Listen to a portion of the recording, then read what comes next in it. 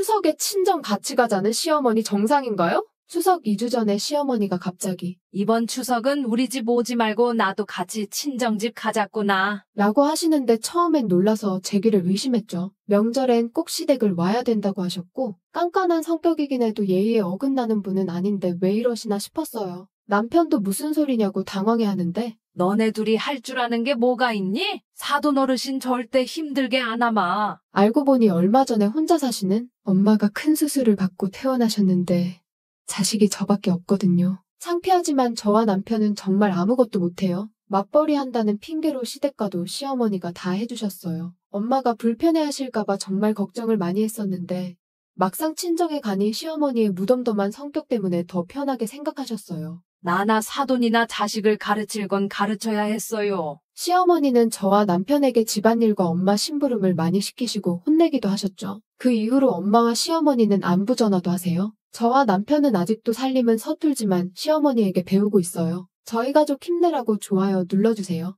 친정아빠 제사 못 가게 하는 시어머니 정상인가요? 친정아빠 제사 2주일 전에 시어머니가 갑자기 이번에 친정아버지 제사 지내러 가지 말아라. 라고 하시는데 너무 놀랐어요. 보수적인 성격이긴 해도 친정집에 간섭하는 분은 아닌데 왜 이러시나 싶었죠. 남편도 왜 이러시냐고 목소리를 높였는데 친정엄마 입원하셨다며? 너네 둘이 뭘 할 줄 안다고 제사를 지내니? 엄마는 대상포진으로 입원하셨고 자식이 저밖에 없거든요. 사실은 제가 제사 준비를 제대로 도와드린 적도 없고 집안일도 잘 못해요. 일한다는 핑계로 엄마가 다 하셨고 저는 참석만 했었어요. 딸이 여기 있으니까 아버지도 잘 찾아오실 거다. 너네 집에서 지내자. 시어머니와 함께 제사 준비하는 일로 걱정이 많았는데 막상 제사를 지내보니 시어머니의 노련한 솜씨 덕분에 수월하게 지낼 수 있었어요. 시어머니는 저와 남편에게 제사 음식, 제사 지내는 방법을 꼼꼼하게 가르쳐 주셨어요. 시어머니는 저에게 딸 하나인데 지내고 싶으면 아버지 제사를 물려받으라고 하시면서요. 이번 일로 시어머니와 많이 가까워졌어요. 저희 가족 힘내라고 좋아요 눌러주세요. 200만 원씩 24개월 동안 아내가 돈 받고 한 말이 충격적이에요. 3달 전 어머니를 찾아가서 공기업 이직을 위해서 2년만 도와주시라고 이야기했더니 그래, 아기 생기기 전에 도전해보는 게 좋겠구나. 어머니가 2년 동안 생활비를 지원해 주기로 하셔서 퇴사하고 공부를 시작했죠. 어머니는 매달 200만 원을 생활비로 보내주셨어요. 아내도 일을 하지 않고 제가 공부도 해야 해서 조금 부족하긴 했지만 퇴직금으로 아껴서 2년 동안 버티기로 했어요. 그런데 주말 저녁 아내가 어머니와 식사 자리에서 이야기를 꺼내더군요. 어머님, 이걸로는 생활비가 너무 빠듯한데요? 미안하다. 앞으로 생활비를 계속 줘야 하는데 한 달에 200만 원 이상은 어렵구나. 아내가 목소리를 높였어요. 저희더러 어떻게 하라는 거예요? 남들은 공부하면 시댁에서 300만 원은 받는다던데. 어머니는 한숨을 쉬셨어요. 더는 어렵구나. 어머님은 맨날 그 얘기만 하시네요? 아내는 결국 화를 내고 가버렸어요. 어머니는 아기 없을 때 아내와의 관계를 다시 생각해보라고 하시네요. 어머니 말씀이 맞다고 생각하시면 좋아요 눌러주세요. 시어머니가 한밤중에 오셔서 자고 가신 이유가 충격입니다. 우리 부부는 결혼하고도 싸우지 않았는데 아이가 태어나고 육아를 하게 되면서부터 거의 매일 싸우고 있어요. 당신 왜 설거지를 제대로 안 해? 내가 몇 번이나 말했잖아.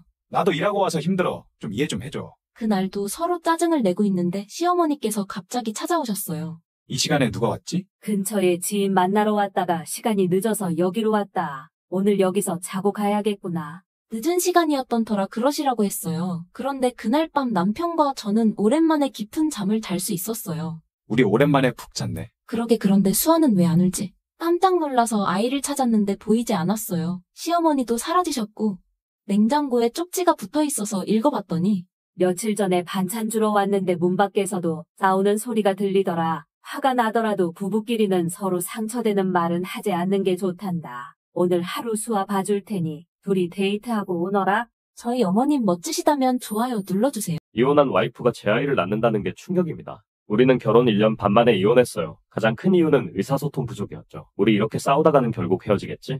그럼 그렇게 하자. 더 이상 이런 싸움은 지긋지긋해. 이혼 서류에 서명하고 나니 마음이 얼어붙은 듯 차가워졌어요.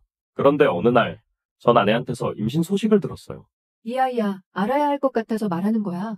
친권과 양육권은 바랄 수 없지만 아이가 내가 아빠라는 사실은 알아야 한다고 생각했어요. 그게 최소한의 책임이라고 생각했죠. 저는 임신 기간 동안이라도 돕고 싶었어요. 부부 출산 교실도 함께하고 병원에 같이 갔죠. 어느 날 병원에서 초음파 검사를 하는데 의사 선생님이 화면을 돌려보이며 말했어요. 여기 보이세요? 아기의 심장이 뛰고 있습니다. 저 작은 점이 우리의 아들이라니. 그 순간 저도 모르게 손을 뻗어 그녀의 손을 잡았어요. 그녀는 놀라지 않고 제 손을 꼭 잡아주었죠. 아기를 낳는 순간에도 제가 함께 있었어요. 출산 후에는 휴가를 내서 아이를 돌봐주었죠. 그녀의 눈에 피로와 고마움이 가득한 걸 보며 미움이 서서히 사라졌어요. 왜 그녀가 나에게 소중한 사람이었는지, 왜 우리가 결혼했는지 다시 떠올랐어요. 그리고 저는 용기를 내어 재결합하자고 했어요. 하지만 전 아내는 망설였어요. 저 또한 두려워요. 재결합이 맞는 걸까요? 맞다면 좋아요를 눌러주세요.